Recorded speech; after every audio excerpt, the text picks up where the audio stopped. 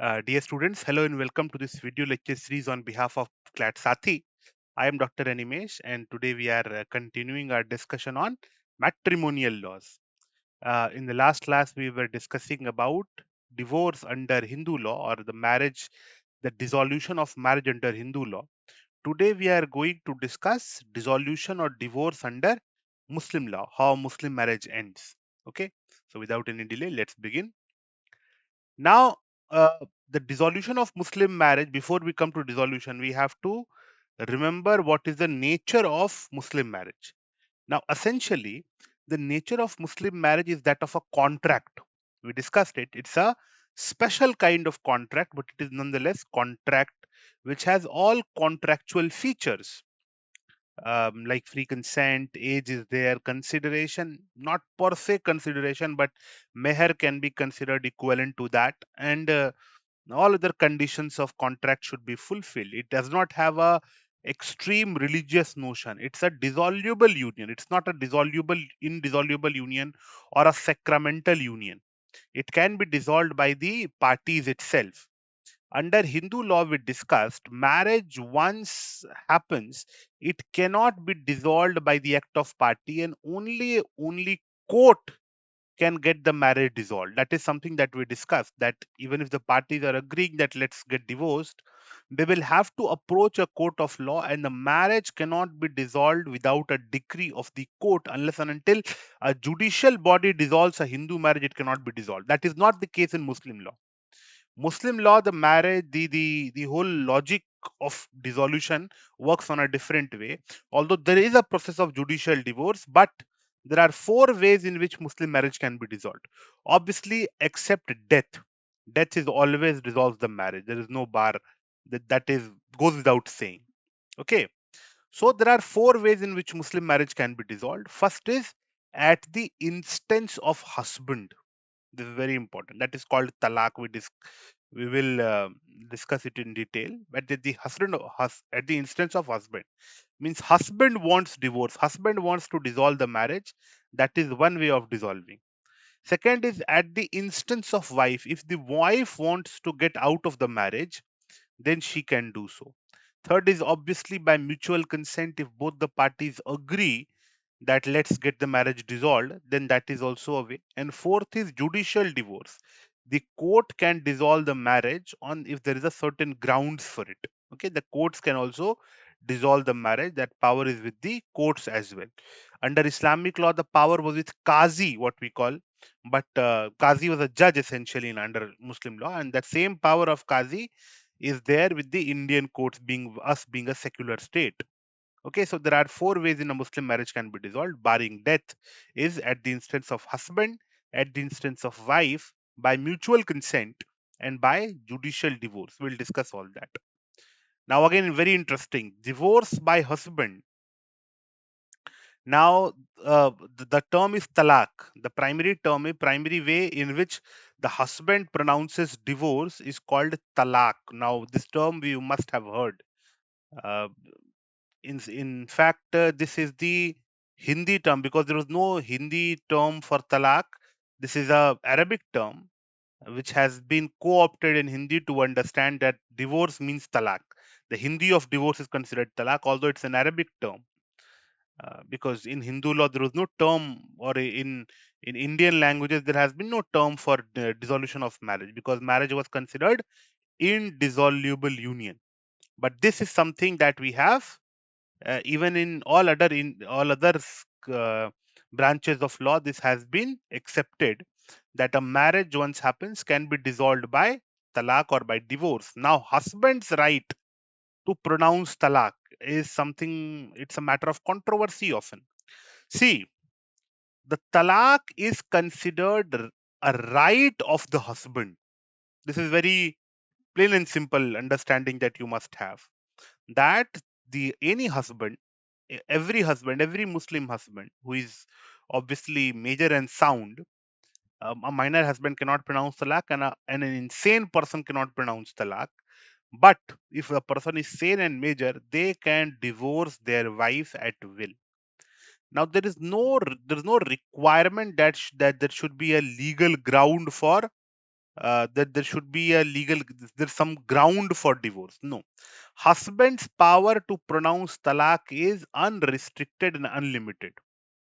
Husband, if he is willing to pronounce talaq, he can pronounce talaq under Islamic law. He has a right to pronounce talaq.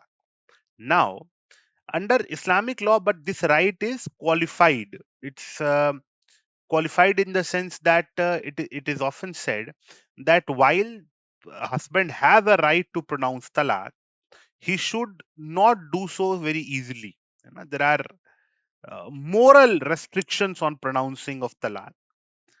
There is a very authentic hadith in which the Prophet Islam is reported to say that of all things that the God has permitted, that all things have been permitted by Allah, the talaq is something that is most despised by him.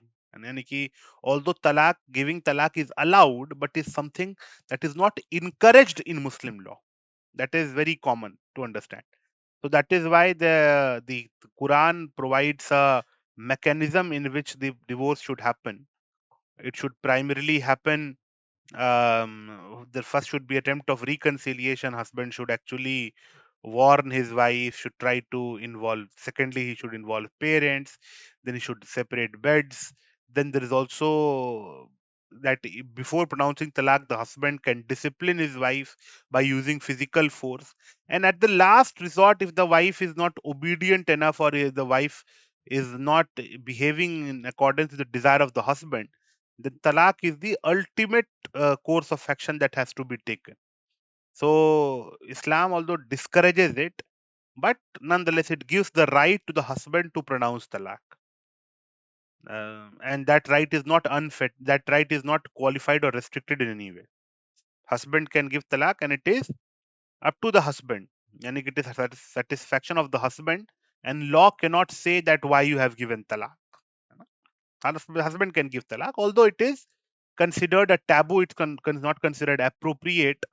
There are moral restrictions to it, but there are no legal restrictions to giving talaq. That is something that we have to keep in mind. Okay.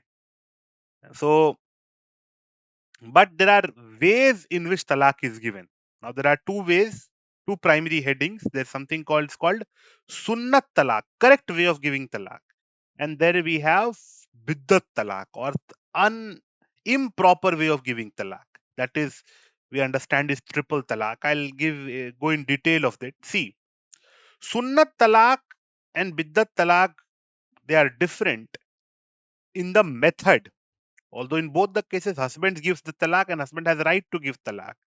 But in sunnat and biddat talaq, the difference primarily is whether the dissolution of marriage is instant or not. That is something that you have to understand. See, in Sunnat Talaq, the marriage is not dissolved instantly, and there is a possibility of reconciliation. There is a possibility of ruju, means taking back. You can have given talaq, you can take back that talaq by your words, if so that. But if you give triple talaq, there is no way you can take it back, or there is no way you can cancel the talaq, and the talaq happens, and it becomes ultimate and final. That is why the finality and irrevocability of triple talaq is what makes it even more problematic. Okay, I'll explain you all these three types of talaq. See, sunnat talaq, in this, there are two sub variations. First is called talaq ehsan. Ehsan means most preferred way, best way of giving talaq. In this, what happens? The husband pronounces talaq once, and once the talaq is pronounced, the period of iddat. See, there is something called iddat period. Now, what is iddat period? Now, after dissolution of marriage, a Muslim woman is not allowed to marry immediately, and she can only marry after some time, and that is the period which is what we call iddat.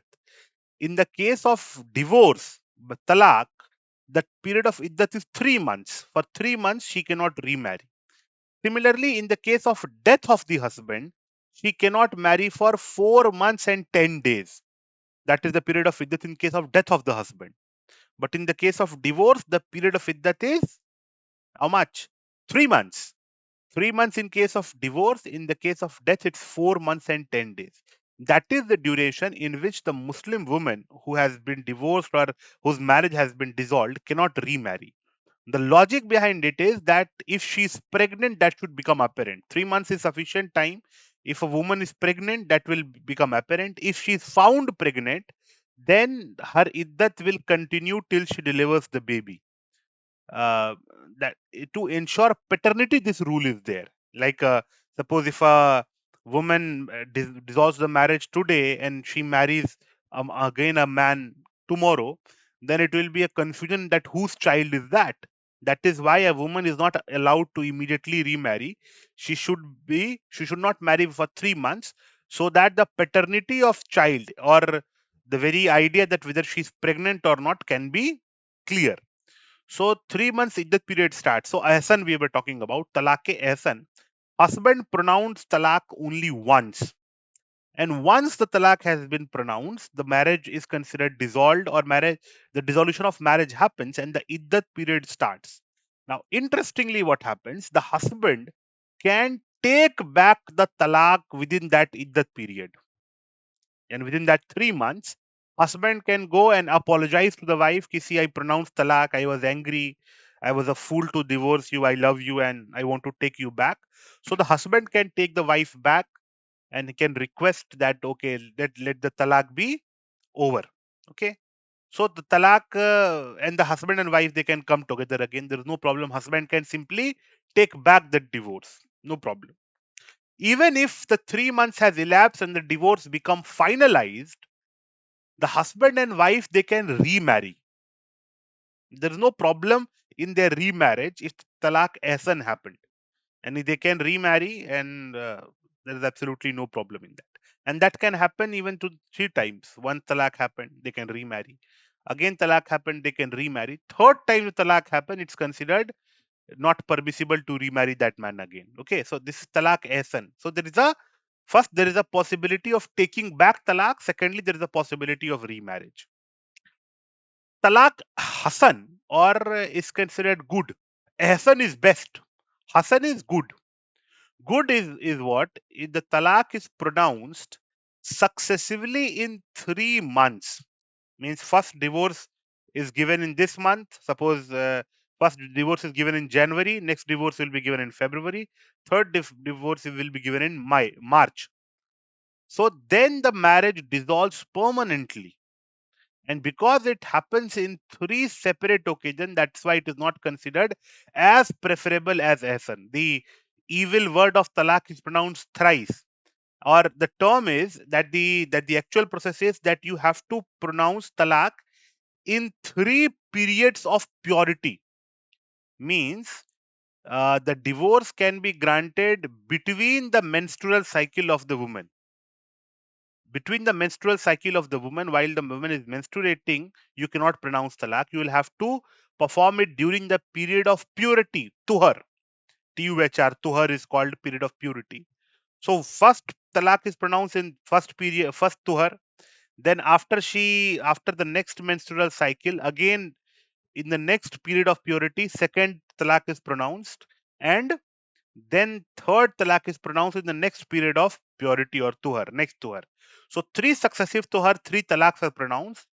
And why? If obviously there is a reconciliation between the parties, they can reconcile. The husband can choose not to pronounce the talaq again. If he chooses not to do it, he is free to do so. So there is a still you cannot dissolve the marriage finally and ultimately in one go. You have to wait for at least 2-3 months. So that is why this talaq is considered good, because it prevents hasty decisions. If the husband and wife they agree, but see, once thrice third talaq is pronounced, the remarriage becomes impossible. There is no reconciliation, no remarriage. Marriage gets over finally. It's kind of like video game. You have 3 lives.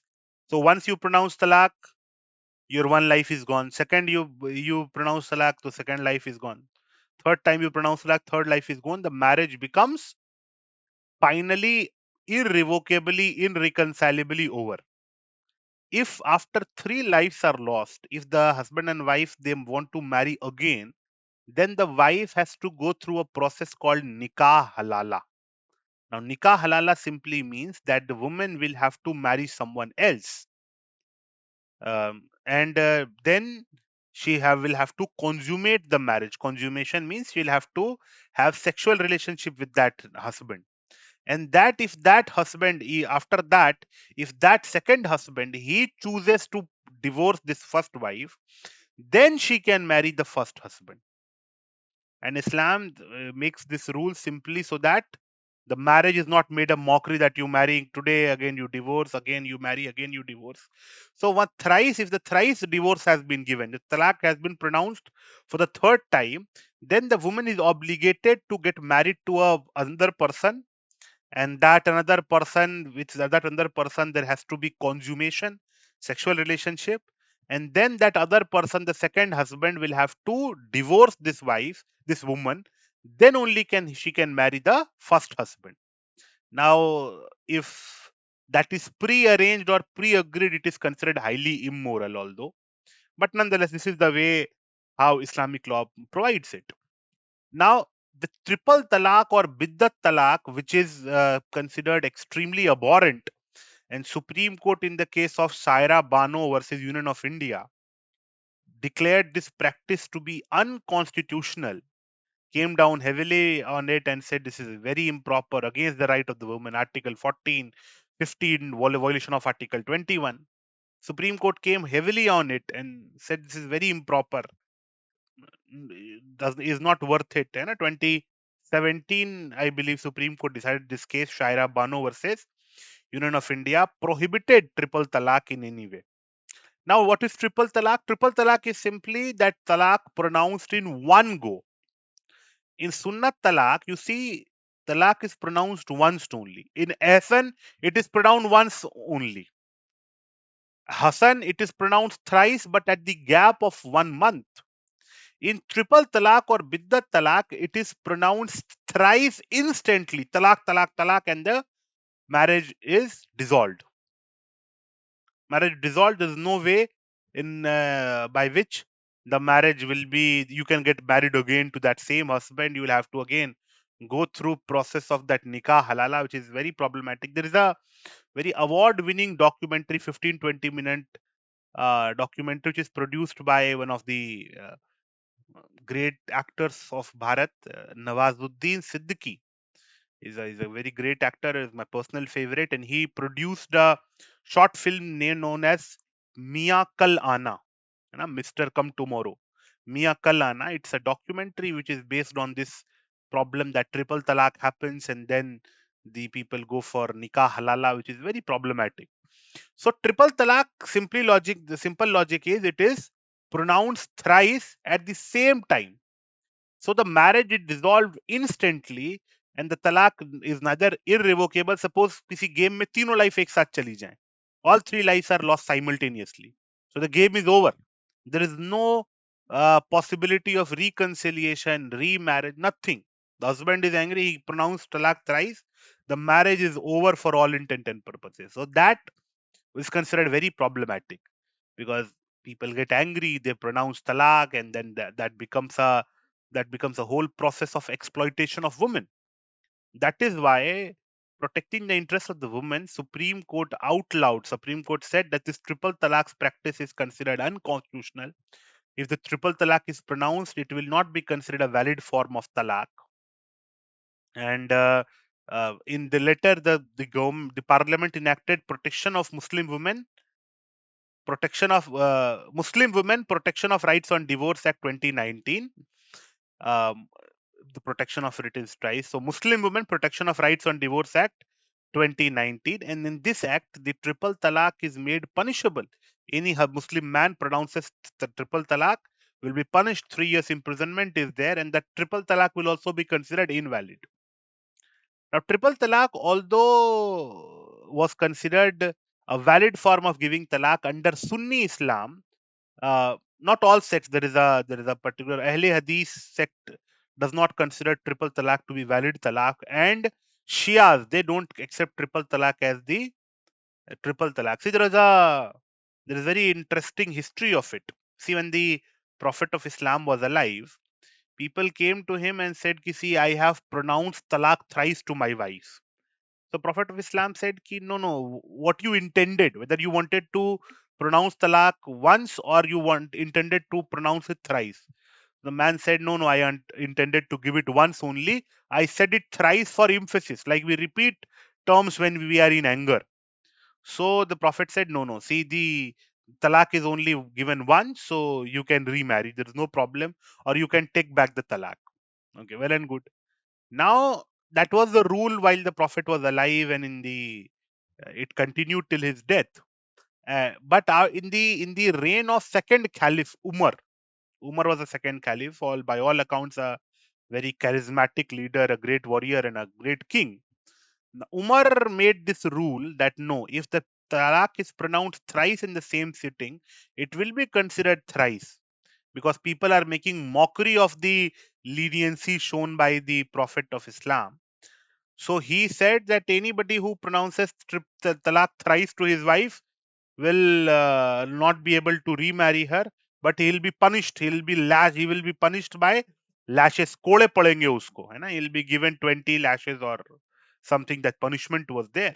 So it was not it was encouraged. It was not encouraged, but it was nonetheless considered valid.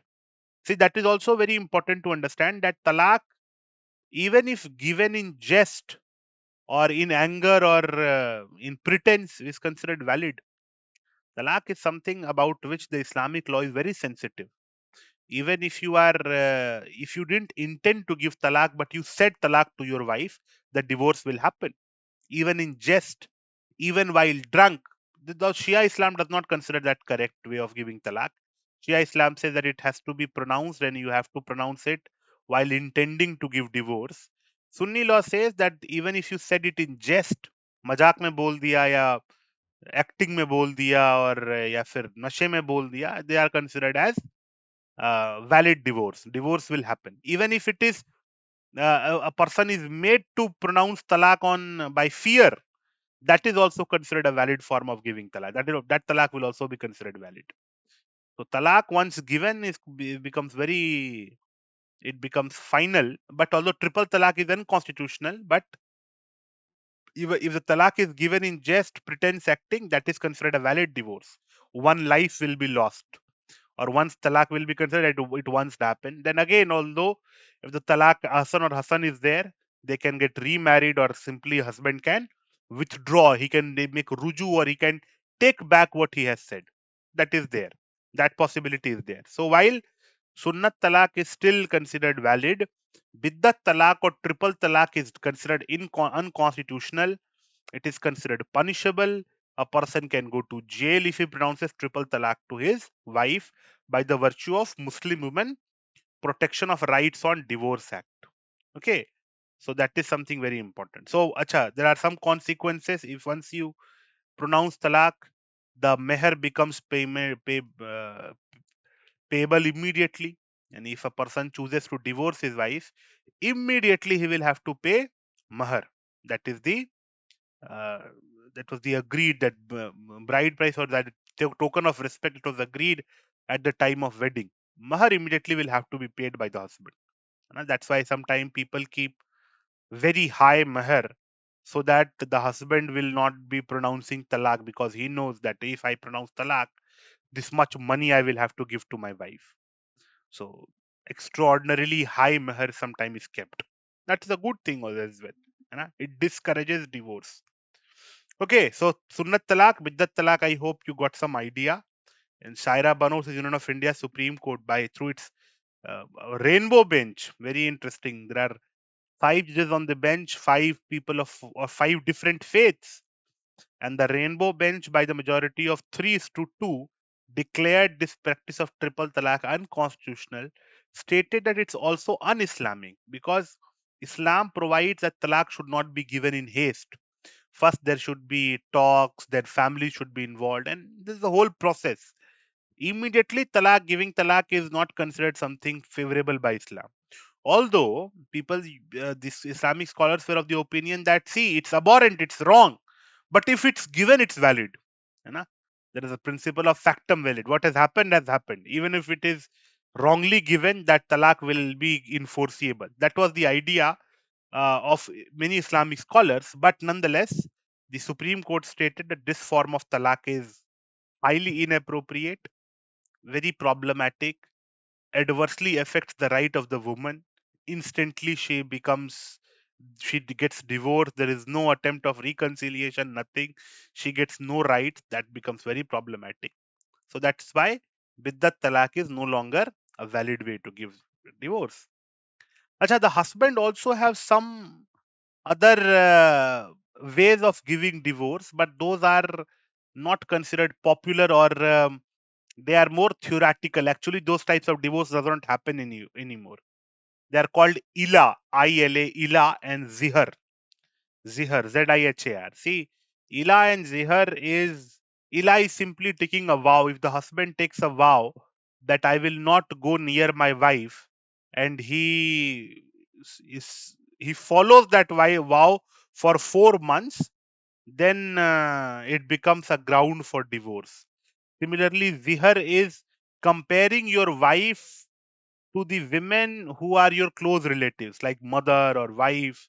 A simply husband can give, a husband says to his wife that you are like my mother. Now, by that point of time, it becomes a ground for divorce, unless and until the husband, he performs a penance. He does a prashyatap for that. Why I said this is inappropriate. The husband can always do penance in the form of, he can keep fast, or he can feed the poor, or he can emancipate a slave. But obviously, slaves we do not have. So, keeping fast and feeding the poor are the ways in which you can simply make a penance for making such illegal comparison. You should not compare your wife to any woman who is in a close relationship, blood relationship with you, like your mother, your sister, your aunt, your grandmother, like that. Okay, so ila and zihar are two ways, but those have become more or less obsolete. So the only way the husband pronounces divorce is by talaq. Okay, so this is very important to understand. Then we have divorce by consent. Now, see, this includes divorce initiated by wife. That is called khula.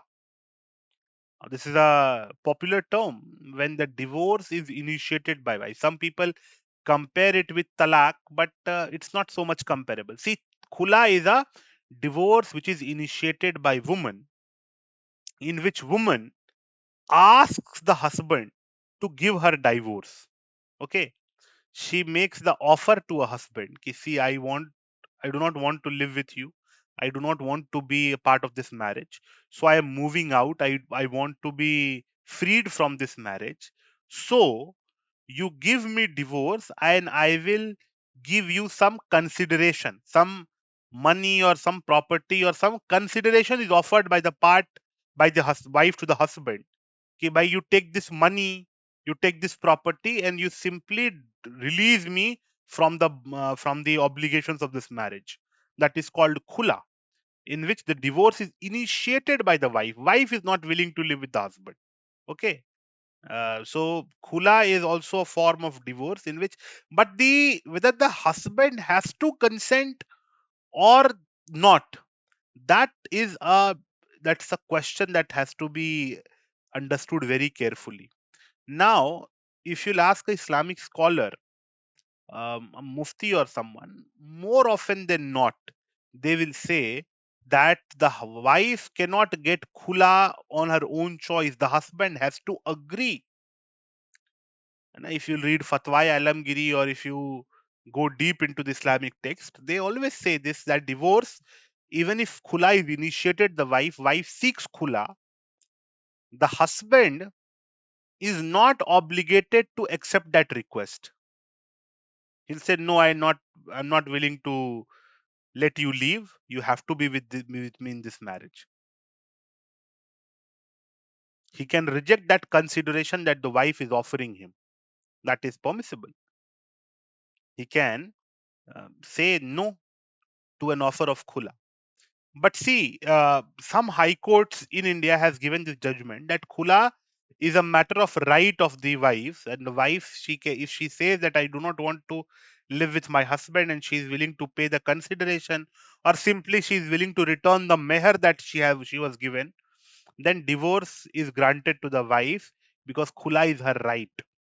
And there are different judgments. The matter is sub judice as of now in the Supreme Court, whether khula is permissible or not, or is a matter of right to the woman or not.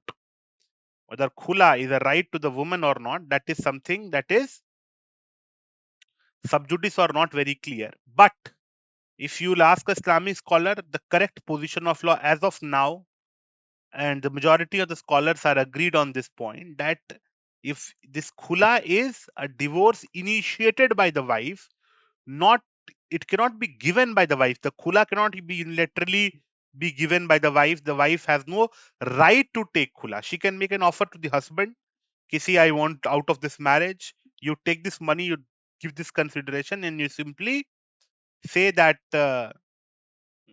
you simply agree to this particular offer, and we will agree, and marriage will be dissolved. So that is also allowed. Mubaraat is divorce by mutual consent. Yani both the parties have agreed that the marriage is essentially over, so let's dissolve the marriage. Neither the husband has pronounced talaq, the wife has initiated khula. Both of them have agreed to dissolve the marriage at the same time. Just like in a contract, with both the parties agree at the same point of time that we want to dissolve the marriage, they can do so. There is no problem. Okay. So this is khula and this is mubarak. Then we have judicial divorce. This is very important to understand. Judicial divorce is important in Islamic law.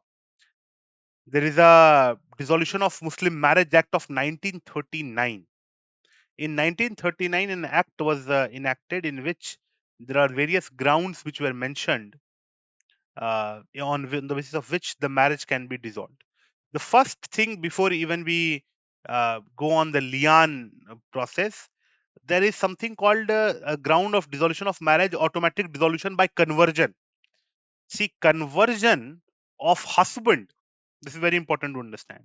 If the husband leaves Islam, becomes apostate, he converts to some other faith, in that case, the marriage dissolves automatically. Husband's conversion dissolves the marriage immediately.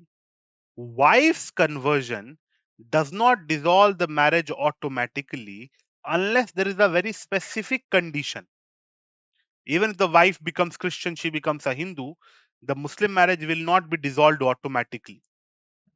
It has to be, the husband will have to pronounce talaq, or he will have to approach the court. It will not be dissolved automatically, except in one particular specific circumstance.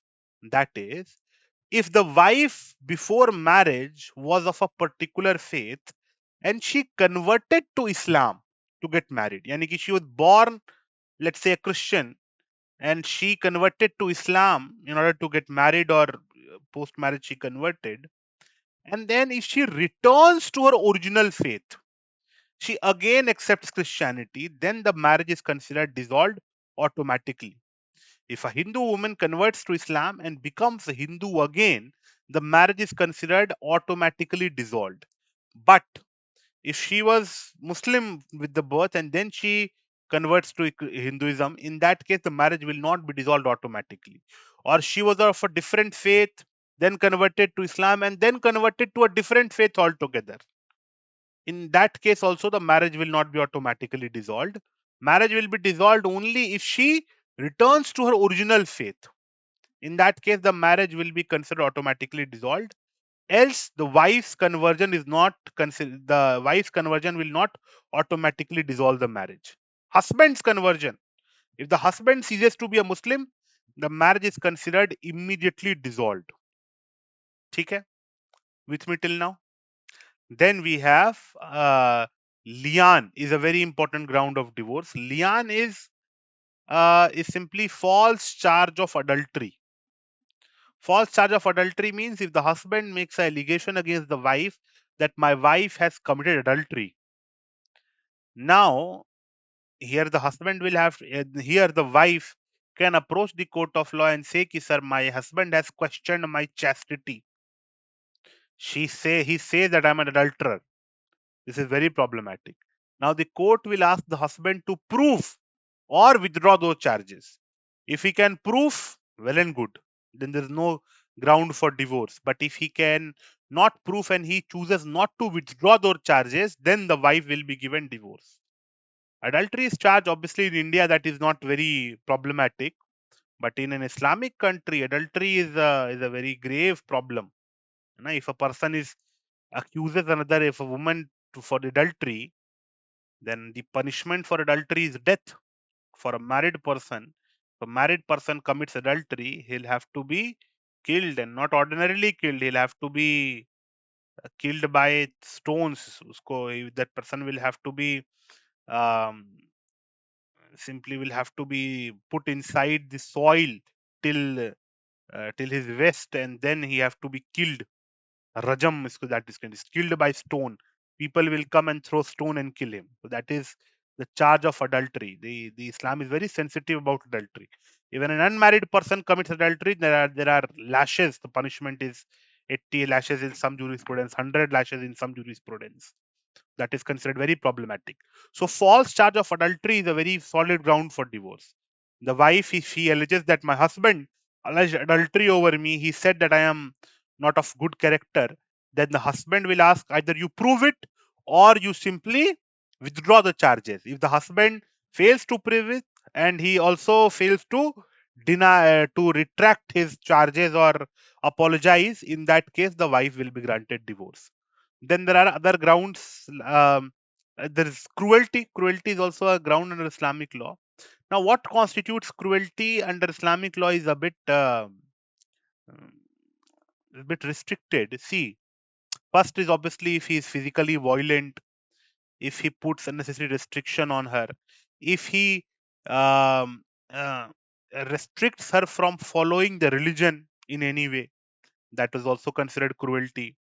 If he chooses to associate with women of ill repute, yani ki if he is promiscuous, that is also cruelty towards the wife. If he fails to maintain her, that's also cruelty towards the wife. If he is not treating her judiciously or equally with other wives. So, under Islam, polygamy is allowed, limited polygamy. A man can have up to 4 wives. But if you can have 4 wives, you also have an obligation to treat them equally. सबको बराबर treat करना है. But if a man treats one of his wife more favorably and mistreats or ignores the other wives, that is considered a ground for divorce for those women. A woman can go, ki, sir, my husband has more than one wife and he is not doing adl or justice with me. He treats other wife or wives more favorably than me. That's considered cruelty, and that's a ground for divorce. Similarly, if the husband has abandoned his wife, not paying maintenance, what is called nafaka, for 3 years, that is also a ground for judicial divorce. But the wife will have to go to the court and file a case that I want a divorce on these grounds. And if she can prove it, the divorce will be granted to her under 1939 Act courts. But she cannot simply pronounce talaq as she wills. This is very important to understand. So judicial divorce under 1939 Act, there are grounds like adultery, cruelty, everything. If the husband stops wife from observing the religious uh, rules, that is a very solid ground. If the husband says you do not offer prayer, you do not fast, you do not go to pilgrimage, all those are considered ground for dissolution of marriage. As wife can go and say, see, I want to be an observant and devout Muslim. My husband is stopping me from doing that. That is considered as cruelty. Okay, so not paying maintenance, and if the husband is presumed dead, all those things are considered ground for divorce. But the wife will have to approach the court. So this much I hope gives you clarity about dissolution of Muslim marriage. Um, if the marriage is dissolved under Islamic law, the husband and wife the whole relationship between them is considered completely extinguished, and the woman can remarry again after she observes the period of iddat. And iddat, I will remind you for your understanding, iddat is 4 months 10 days in the case the husband dies, or it's 3 months, 3 lunar months, um, 3 months in the case a divorce happens. If a talaq is given or any form of divorce happen, this 3 months period is for the wife woman to not to get married again. She cannot marry immediately, but after 3 months, there is no ban, there is no restriction on remarriage. In fact, Islam encourages remarriage, and in that sense that she's free to get remarried immediately, once, twice, there's no problem. And obviously, there is no such restriction on husband. He can simply divorce, have a new wife. There is no problem, because that question of maternity and ascertaining paternity is not there. So I hope that much is clear. So thank you so much. In the next class, we'll discuss law related to maintenance or alimony, maintenance and alimony also. That's also many a time it is controversial. A lot of controversies around this issue. So law related to maintenance. In the next class, we'll discuss. Thank you so much. Keep learning. Thank you so much. I'll see you all in the next class.